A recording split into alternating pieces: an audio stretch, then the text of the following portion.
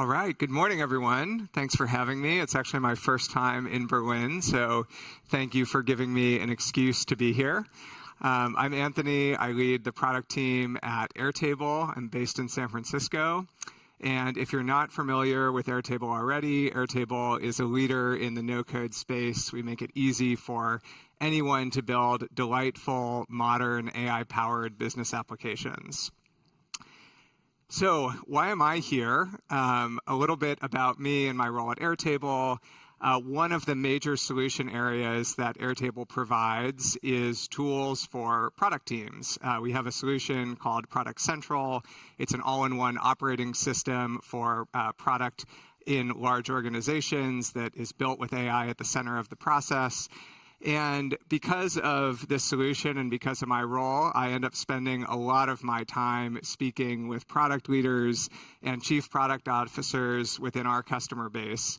We serve customers across every industry, everything from really quickly growing startups and scale-ups in Silicon Valley to financial services to major retailers across every industry. So that means I end up getting a very broad view of the market, of what other product leaders are saying, what is top of mind.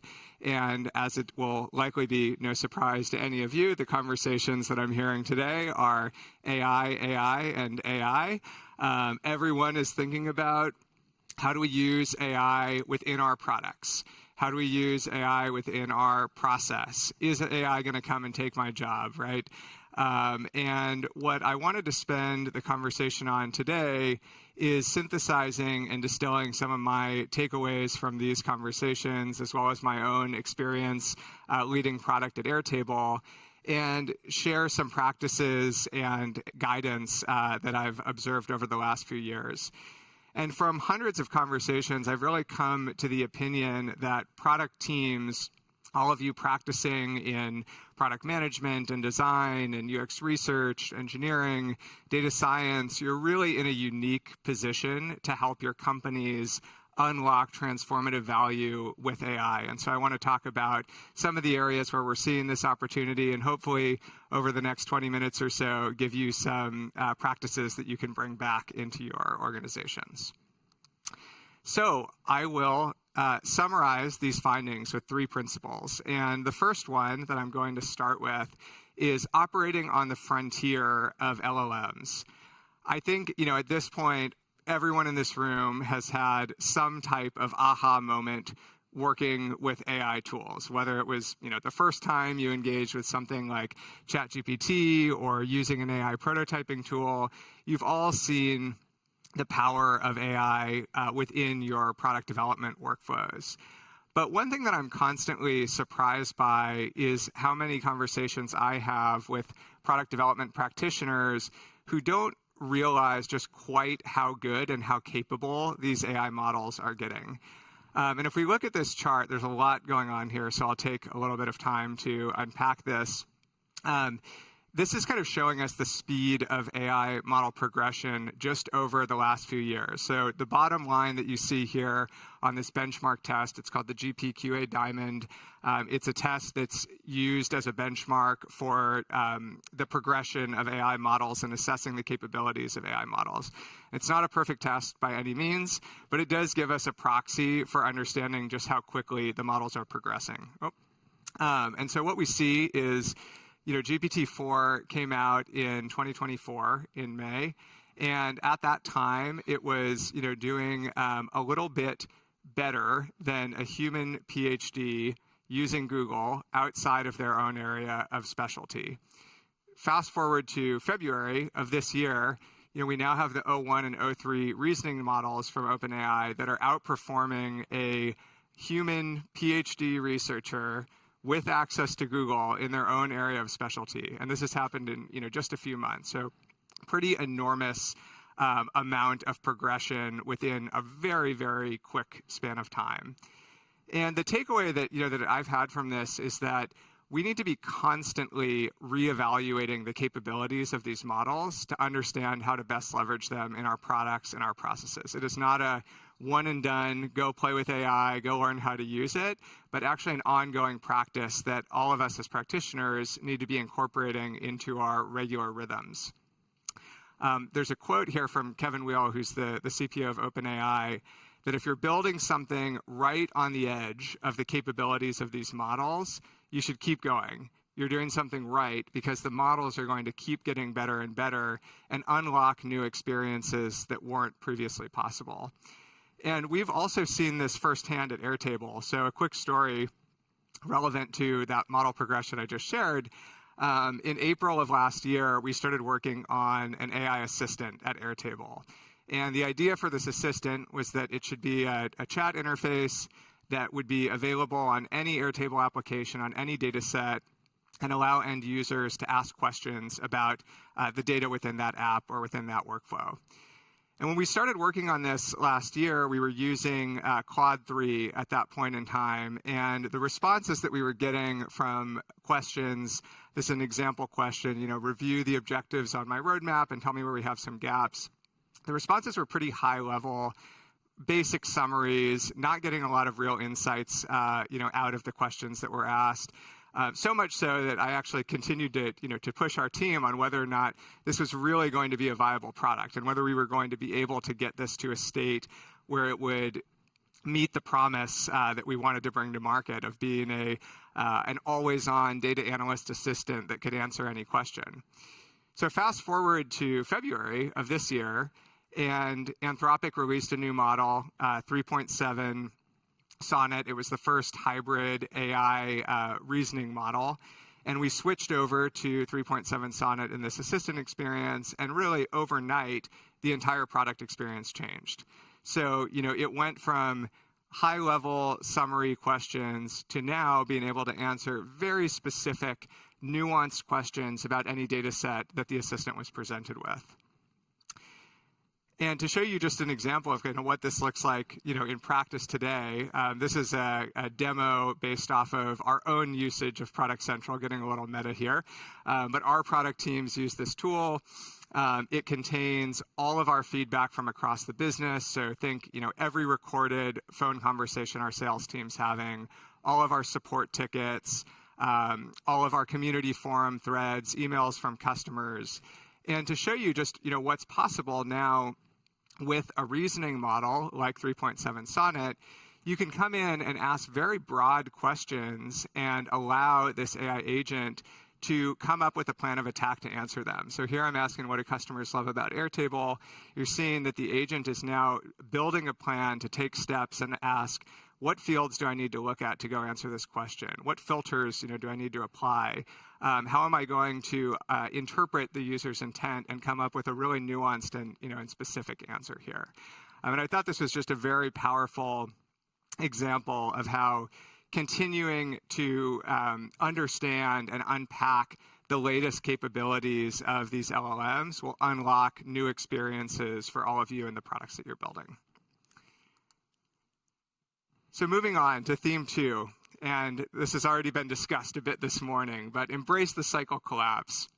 I think that in the last year, I have witnessed more change in the way that we build products than in the entire 15 years of my career in product.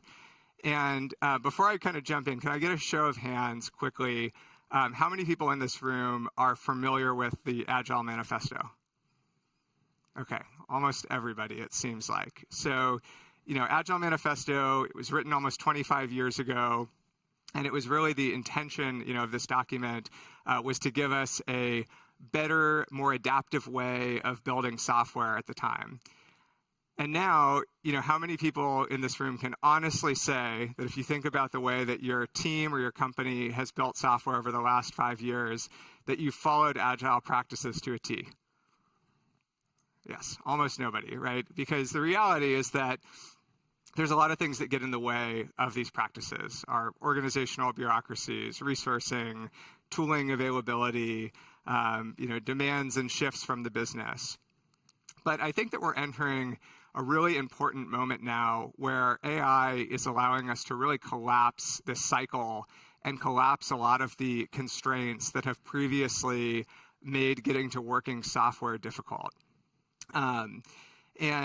We're seeing that now with the latest AI-powered prototyping tools, we can get from concept to actual prototype and experience in minutes. I think, for the majority of the time that I've been working in product, we've typically measured the cycle time of major products in weeks, months, quarters, right? And that is very, very quickly going to change as we now get into a new development practice where we can go from insight to prototype to building products in a very short amount of time.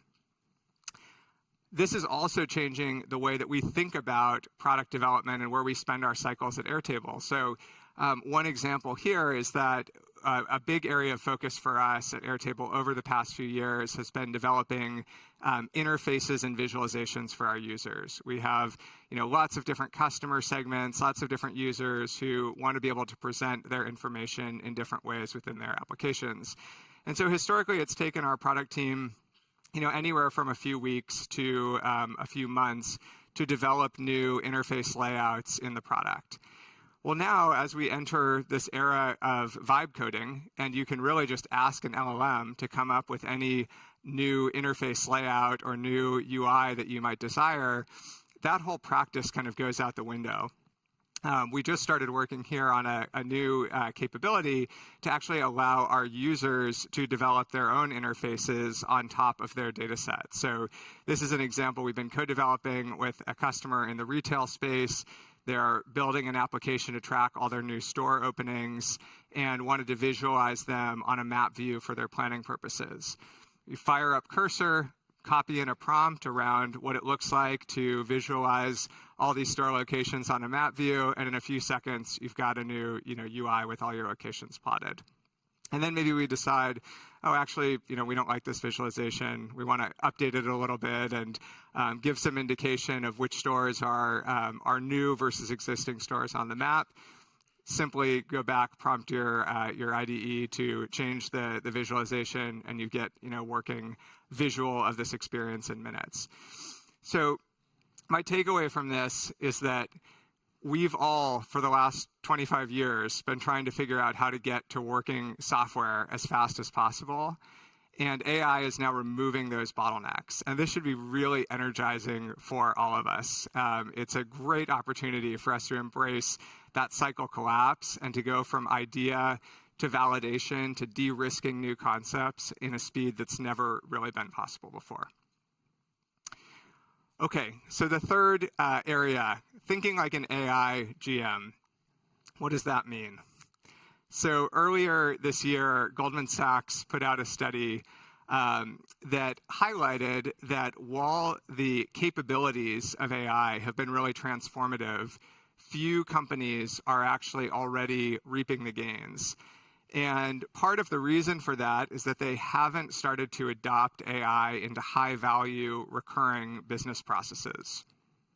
The report goes on, to mention that while many companies are buying productivity tools like a Copilot or ChatGPT, that the gains from those products are actually limited. And really the way that you're going to unlock true productivity and true value is by inserting AI into recurring business processes where the value compounds over time.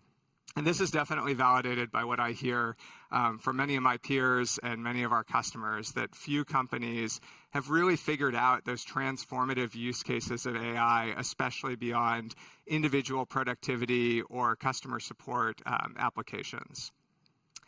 And what I think is really exciting here is that product teams are in a really unique position, not only to leverage AI in our own product development processes, in the way that we incorporate LLMs into our products, but actually to start to bring AI value to the rest of our companies. And what that's going to require is not just thinking about the bounds of your digital products, where the software starts and ends, what happens, but actually what happens before the software is shipped. What is the market that you're going after? How is this product going to be brought to market? What are all the steps required from marketing teams or operational teams that are going to help to make this product successful? And what's so exciting about this is that, product teams in most companies are really the early adopters of AI. They've been at the forefront of understanding the model capabilities, at the forefront of understanding how far you can push an AI model to gain leverage. And we're now starting to see product teams carry that impact outside of the product development process and really apply it into other parts of the organization. So a fun example of this, I recently met with a product manager at a major shoe company, company that probably many of you are wearing their shoes today out in the audience. And she's responsible for the e-commerce products within this company. So all of the website, checkout experiences, et cetera. And her team had actually already adopted AI in many of their core workflows. They were doing a lot of AI prototyping. They were building some AI-powered search experiences into the app. But she noticed that the biggest impediment to hitting their revenue goals was not actually the product itself. It was the ability to localize their products and their marketing campaigns for all their international regions. So all the content was produced in the US, but each time they needed to bring a new product to market in an international region, of which there were many, I think 90 regions in this example, they actually had to go through all the preparation to understand, do we have the right assets? Are the products that we're showing in these assets actually available in the markets that we're selling into, right? So a lot of steps in between launching a product and actually kind of getting it distributed across the business. And she recognized that the biggest bottlenecks there were outside of her own workflow, but approached us to inquire about whether we'd be able to help the marketing and the content teams reduce their cycle time for getting new products live. And so they came to us as an early design partner for leveraging some of the new image generation capabilities from OpenAI to build a system that could instantly regionalize marketing assets. So take an example of an asset that was produced in the US. You want to regionalize it with more European-centric imagery, translate it into a few different languages for the local markets that it's going to be presented in, and then maybe even use it to brainstorm some new campaign concepts that might resonate better in additional local markets. And I thought this was such a powerful example about how all of us as product practitioners really have the opportunity to think beyond our mandated scope and to start bringing our understanding of AI capabilities and really the art of the possible to drive innovation within other teams. So to summarize, operate on the frontier of LLMs. If you're not using all these products already today, if you're not playing with the latest AI models, if you're not pushing yourself to leverage new feature capabilities as they come out, you got to find a way to incorporate it into your process. The space is changing so quickly that the only way to stay on top of it and to understand the opportunities is to actively engage with the changes as they're coming out. Number two, embrace the cycle collapse. This is the moment that many of us have been waiting for, to really truly be able to take those agile principles and put them into practice, to get to working concepts faster than ever, to de-risk them with our users, to validate ideas faster and cheaper than ever before. So push yourself to accelerate the learning cycles within your own company. And three, think like an AI GM. Don't hold yourself to your narrow focus of your product area or your product development process, but really look across the business, understand where there are opportunities for you to help other functions outside of your area or your line of business, and really zoom out to those broader organizational goals. And just for fun, to illustrate the point around emerging model capabilities, as I was preparing for this talk, I asked this same question to both GPT-4o and o3. And what are the biggest changes that AI will drive in product development teams 1 year from now? And you can see that with the o3 model, we actually get original specific ideas about how AI is going to collapse the cycles of research and prototyping and decision making into a much faster, always-on iterative process. So not coming only from me, the AI overlords validate this message as well. And finally, to wrap this up, I wanted to close on a quote from Jensen, the CEO of NVIDIA. Many of you have likely seen this quote before. AI won't take your job, but the person who uses AI will take your job. And I think this is very true within product development teams as well. We are seeing so much opportunity for AI. I expect that this will be a major growth factor for the industry as a whole. But it's a critical moment to get on board, to embrace the change, to understand the impact and the potential within your businesses, and to be a leader for leveraging this technology in the best ways within your own business. So thank you again. Thanks so much for having me. If you want to learn more about Airtable, we've got a booth downstairs, and I'll be around for the next 2 days to chat with many of you as well.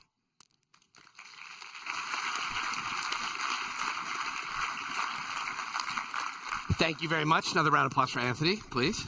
Thanks. It's nice to have like a proactive message. All right, before we get just a couple questions from the audience, then we get you to go on your break.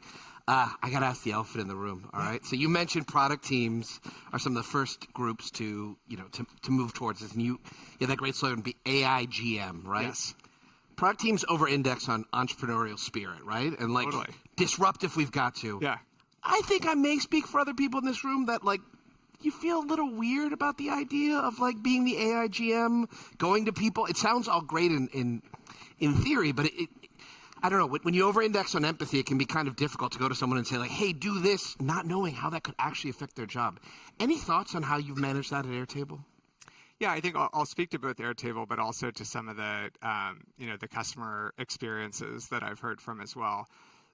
And in the example that I shared, the creative teams that had been responsible for localizing this content for international markets all felt that this was the lowest value portion of their job, right? No one was excited about making kind of minor modifications and tweaks to existing designs, to translating kind of copy in situ for 90 different regions. And so I think I'm definitely not suggesting just go into other functions and powerhouse your way through and tell them you're going to automate their entire function. But I think there's the real sort of takeaway or learning for me from that example was that some of the folks working in these other functions didn't realize this was even possible, right? And weren't sort of seeing the emerging capabilities of the latest models and able to imagine how they could really be instantly applied into some of their most kind of time-sucking and painful processes. And that's really where I see the opportunity for product teams, is to help widen that aperture, take a bigger picture look at the entire process, and then be a collaborator and partner to those functions as well. Okay. I'm going to make an editorial decision here, and I see that we've got 18 votes up for the ethics part of the Ride the Wave. I have to think, though, I have to call back out to what Pamela said about us not trying to always be the heroes. And I think sometimes these ethics questions, they kind of expect us to solve everything. And I think what we're here today to talk about is how we actually use these things. I will give you a shot, though. Yeah. If there's anything you want to say about it. But you don't have to solve the world's problems in one answer. Yeah, I think there's a lot baked into this question. But I think there's actually one question I saw on the prior panel that's related to this that I thought was interesting and wanted to address about how do we preserve entry-level jobs, right, in this world where organizations are flattening, we're doing more, we're getting kind of more output out of fewer people within each organization. And one theme that I've actually heard really coming up a lot recently, I was just at a dinner last week where this was discussed, is that many product leaders I speak to are actually seeing that the folks who are joining their organizations earliest in their careers have been the best practitioners of leveraging AI.